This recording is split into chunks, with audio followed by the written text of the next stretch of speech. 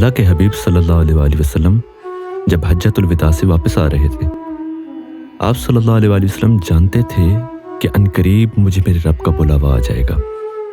آپ صلی اللہ علیہ وسلم نے بڑے ہی درد اور فکر مندی کے ساتھ اپنی امت کو وصیت فرمائی۔ سیدنا زید بن ارقم رضی اللہ تعالیٰ عنہ فرماتے ہیں کہ اللہ کے حبیب صلی اللہ علیہ وآلہ وسلم نے سب لوگوں کو مخاطب کرتے ہوئے فرمایا، اے لوگو، میں تم تک اللہ کا پیغام لے کر آیا ہوں۔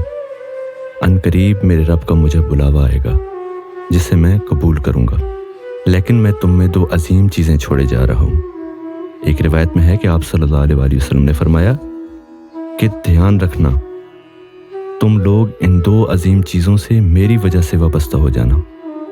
کسی نے مجمع میں سے آواز بلند کی، یا رسول اللہ صلی اللہ علیہ وآلہ وسلم، وہ 2 بھاری چیزیں کیا ہیں؟ آپ صلی اللہ علیہ وآلہ وسلم نے فرمایا، اللہ تعالیٰ کی کتاب جس کا ایک کنارہ اللہ کے ہاتھ میں اور دوسرا کنارہ تمہارے ہاتھوں میں ہے، بس اگر تم اسے مضبوطی سے تھامے رہو تو کبھی بھی گمراہ نہیں ہوگے۔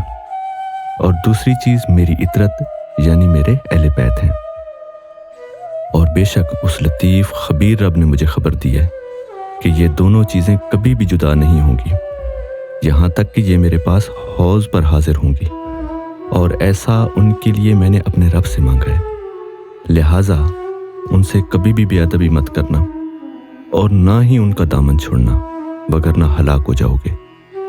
مشائخ طریقہ برہانیہ شاذلیہ بھی اہل بیت رسول صلی اللہ علیہ وآلہ وسلم سے ہیں۔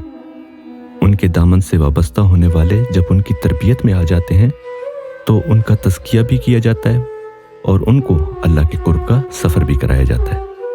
اللہ ہمیں اہل اللہ کے دامن سے وابستہ ہونے کی توفیق عطا فرمائے، آمین۔